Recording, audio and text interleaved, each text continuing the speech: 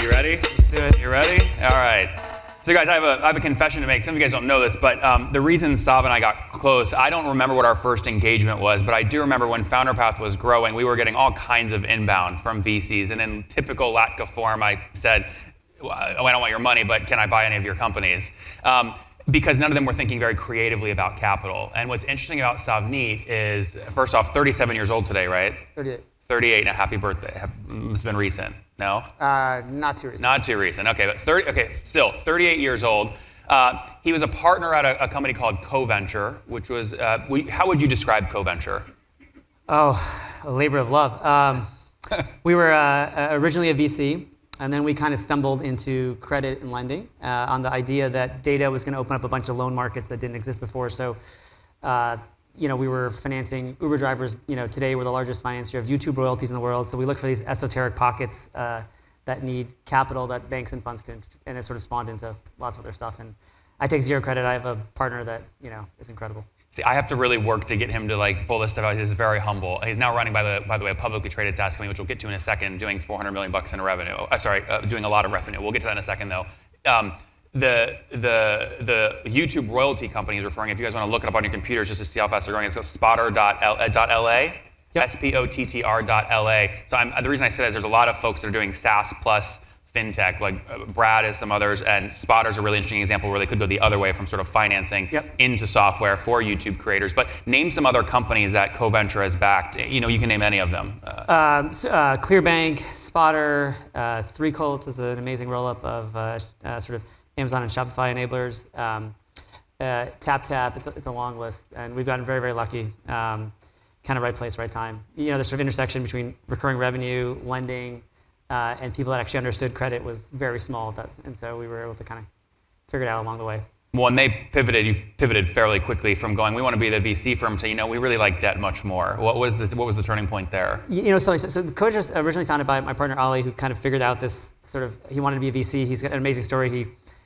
His senior year of college, he started a $350,000 venture capital fund, and he's like, "Can you be my mentor?" And I said no, but I was like, "Who are your investors?" And it was like, a bunch of the board of trustees at Cornell, and I was like, well, this guy's got a sales talent, that's pretty amazing.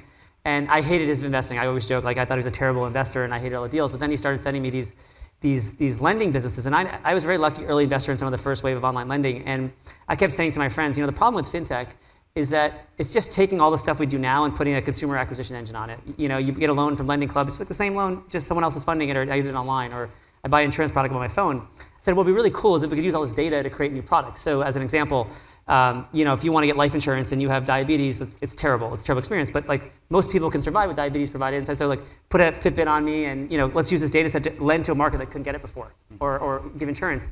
And so he started, he's an amazing entrepreneur, he started telling me all these companies, and I was like, what's fascinating is these are going to be niche companies, maybe not VC companies, but the debt is really fascinating because it's just small enough where the big hedge funds are going to come in at single digits, and it's too new for banks to come in. Maybe we can be the debt guy. And so it was we were both entrepreneurs. I never invested in credit, never really didn't really know anything, and so we kind of stumbled into it, and that's kind of how it picked up. And then fast forward. A few years later, we were $2 billion of assets, and we're kind of like, well, maybe we should probably just do that. That's wild. So Coventure is $2 billion in AUM at this point. Is that funded warehouse facility, or is that committed capital? It's all committed capital. All committed. Most of it deployed now. And then we've got a few $100 million of venture capital as well. Yeah. The reason I said, Sav, please come down you're in the middle of New York at some point. I said, please come down and speak.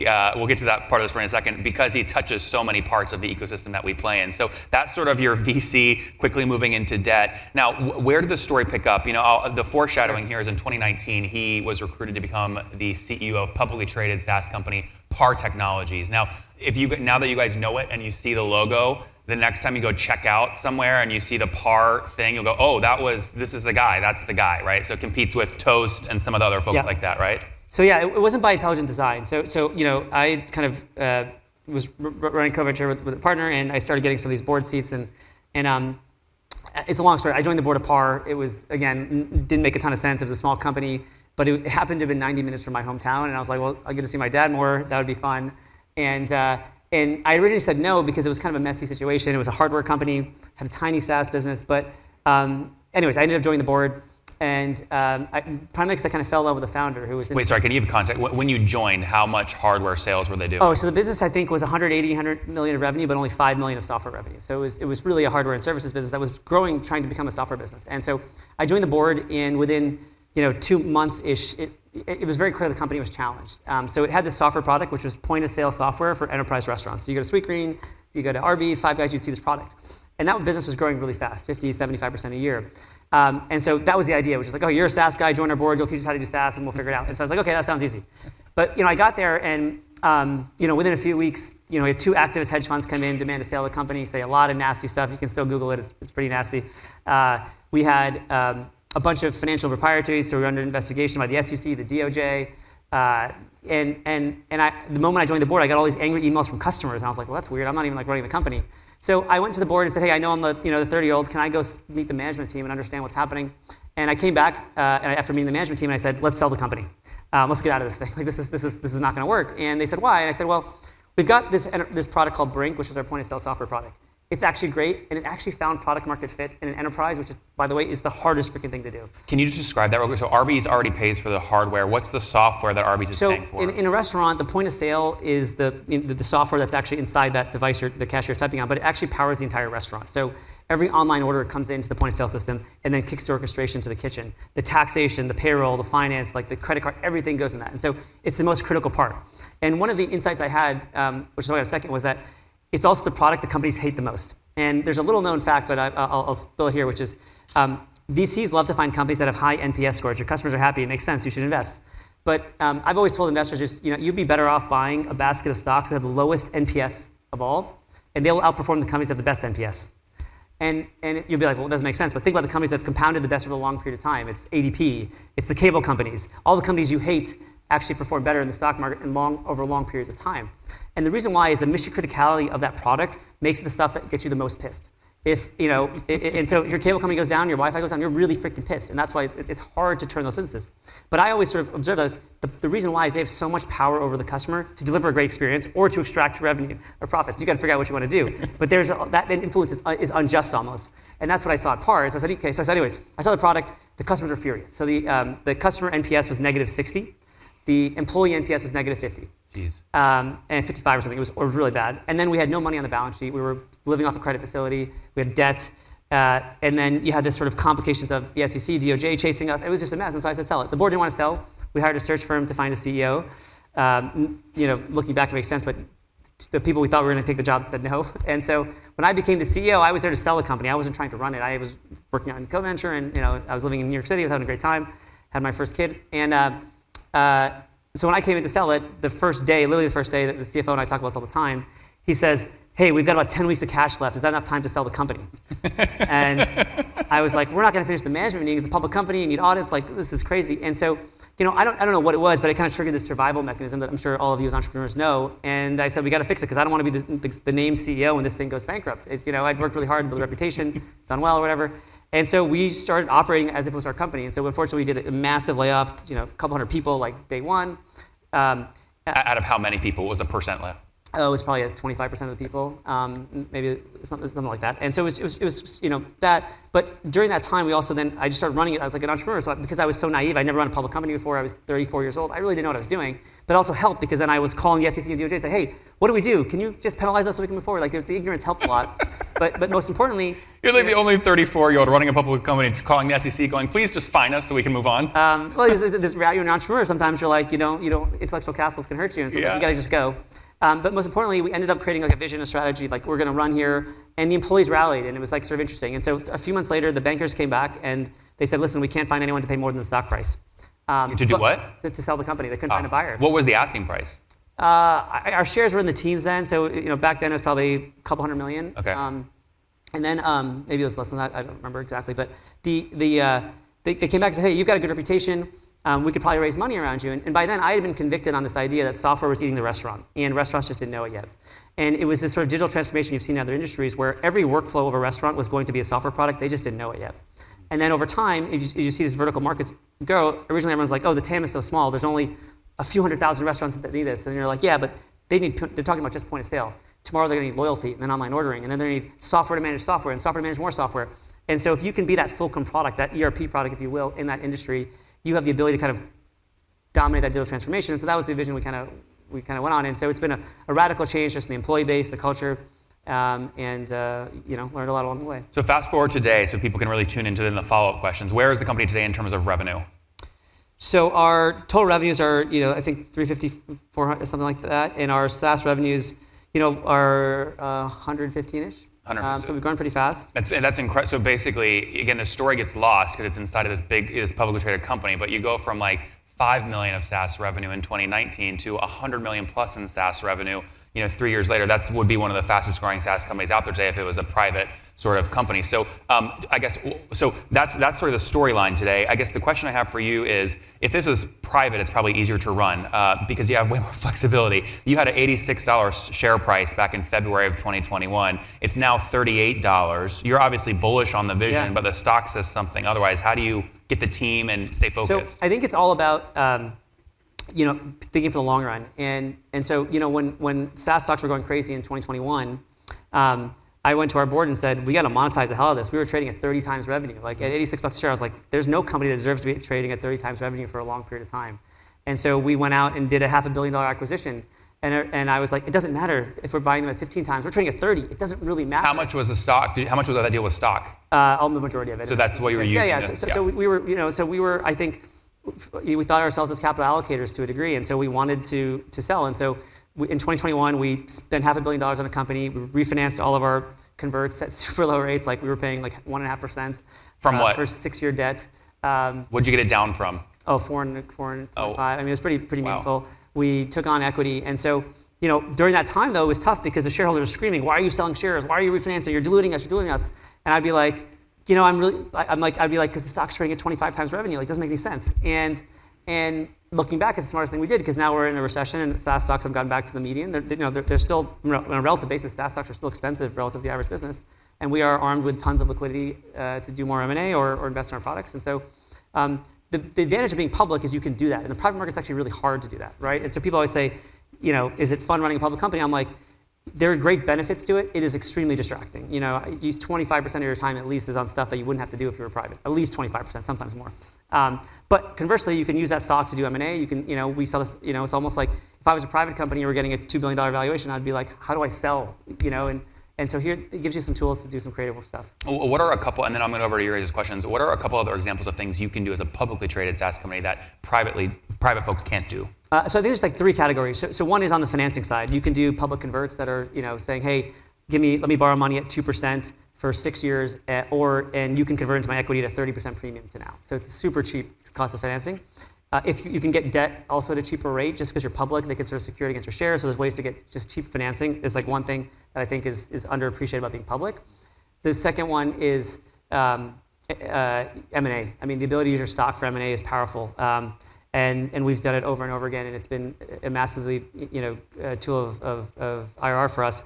And the third is employees. Your ability to sort of incentivize your employees in a liquid, whether it's RSUs or options, is helpful because it means something, And so that I think those are the 3 things I always say that are really helpful. And the downside is the compliance, the notoriety is not that fun. You got to tell your competitors every quarter what you're doing, which sucks. Yep. That stuff sucks. Before I go over to questions, again, many of you guys in the room that have taken money from FounderPath, by nature, it sort of is flowing from Sav through FounderPath to you. So you've seen so much. I mean, I don't think there's anyone in the world that has seen as many warehouse facilities, debt facilities, things as creatively as you do about capital. Why'd you invest in FounderPath? I always say that. You can say the good end. No. There are bets that are on a market. There are bets on a business. There are bets on a jockey. I think FounderPath is a bit more of a jockey. I'd say this if you weren't here in the sense of like, I didn't really know Nathan, but like I liked hustlers and I knew the category really well. And so, I was like, sure, it seems like a good angel check. But stepping back for a second, the entire financial infrastructure isn't built for the modern economy. And it's not, if you think about it, it's actually logical because these businesses were built with regulatory moats. Banks have, can survive because they're protected by regulation, and as a result, they can't do all the stuff that helps all the modern economy. I always said I could underwrite a restaurant better than a bank. I don't need your tax returns. Just put a sensor in your restaurant, and I'll track the traffic and be able to lend you better than any bank could. And a bank can't do that. And in a similar sense, they can't lend to a website. They can't lend to a SaaS business. And so categorically, I just would have invested in any company, but you happen to be a great CEO. So I was like, okay, that seems easy. I'll write an angel check and see what happens. That was really it. It wasn't that complicated. And then there is this arb where, as you have scale in a lending business, your costs get better and better and better. Instead of economies of scale, I sort of bet that you could do it. And obviously, I had a lot of relationships that probably were useful. Yep. All right, let's go to you guys' questions on Par Technology and for Sav. Any questions for Sav? Ruben, you got one? He's just blown away. He's like, oh, how do I take GMAG public as fast as possible? Any questions? Brad, you got one? Yeah, so last years we've had no yield curve at all, right? Interest rates have been more or less zero. How does this change your business on the lending side? So I would say I don't run the lending business. I haven't run it in a few years, so I'm totally out of it. But I would suggest that it's probably the most exciting time if you're in a lending business because there's distress, and people in lending love distress. But there's also less competition, and so you can actually invest in the deals you want instead of feeling like you missed out. And so I guess I haven't again run a lending fund in a number of years now, but that would be my perspective: is that it's exciting. I think if you run a good business. Coventure is exactly what you and I were just brainstorming about. Like the closest thing to what you were asking me about is probably Coventure and Ollie. It basically what it's saying is exactly what you were saying. It's like too small for like a Goldman or to come in, right? But also has scale where it's not like a small check. Sure. That's sort of where you guys are playing. So, okay. Any other? I'm curious. Yeah, Rajesh, go ahead. So, Sam, would it have been easier for you to do the transformation had you probably taken the company private when the stock price fell quite dramatically? So to repeat the question, would it have been easier to do the transformation if Saab took the company private first and then did all the changes? So I thought about that a lot, and I actually think the answer would be no. And I'll tell you why. The operational changes were extreme. We replaced almost the entire management team. We shipped a bunch of jobs offshore, did a lot of crazy stuff. But the capital markets allowed us to finance it in a really aggressive way that would be very hard privately. To give you an example, the market cap of the company when we took over was a couple $100 million. Our first financing was $80 million. That's very hard to do privately in a convert. And so that allowed us to make these huge, the product we took over, I mentioned that the customer NPS was negative 60 because there was a stability issue. We were a software company that had 40 versions, so it's like we were cloud, but we weren't really cloud. Our gross margins on the SaaS was 40% because we had DevOps costs had gone out of control because you have 40 versions, it's hard to deploy, all that stuff. And so we need to do a massive rebuild of the product. It would have been easier to do the operational work privately, but to finance it, I don't know how we would have. I think so yes and no. And then later, I think a lot of our success was sort of buying these businesses, integrating them quickly, so there's give and takes. Like net, it would have been easier to, instead of convincing a board to do a deal, just to get a deal done if you had a private partner. But I think that the markets allowed us to finance cost effectively, which ended up being a big driver of the underlying return. Yeah, one last one. Take it back here. So the biggest change in the transformation Was it? For sure. Yeah. Yeah. Just repeat the question. I think you're asking is the biggest transformation culture, or was it culture? And of course, I think everyone would tell you that's always the biggest lever for us. It was a big thing, right? Because you're kind of walking into a 55-year-old manufacturing company, if you will, almost that was trying to be tech and amazingly nice, kind people. And you had to get them to believe in a vision that was completely different than what they believed in. And so what we did was, somebody asked me the first town hall, what do you think of our values? And I said, they're beautiful posters on the wall. I'll know your values when I interact with you and see how you act. And so what we ended up aligning on was 4 values. And I always say that, like, when you have 10 values, I challenge you to find a Silicon Valley company whose values you're like, I wouldn't fit. Like, you're gonna fit because you're like 8 to 10 of those are like sound like me. And we wanted to be like incredibly challenging values that were explicit. So you would say no, like that's not for me. And so our first 4 values were speed. We said we don't like the people who wait for the elevators. Ownership, which is we want owners of cars, not rental cars. Focus, which is always focused on the 80-20. Like, don't get distracted by 50 priorities. And then it was winning effing matters. That turns to winning together. We've changed that since. But and the idea was you read those values: speed, ownership, focus, and winning. It is like a certain type of culture that you can be like, okay, that's what I'm signing up for. It is not the culture of let's have a bunch of oat milk lattes. Like, it was a very sensitive, because we were in a crisis. We were on the emergency table. We were going to go out of business, and so those values aligned the culture. And it wasn't as much as we need to recruit people that wanted that. It was actually getting people out who didn't want to sign up for that. And so that led to it. I think we have I always argue probably the highest employee NPS of an enterprise software company I've seen of our size. But I think that's only because we were so specific on those values up front that you kind of knew if you wanted to be part of it or if you didn't.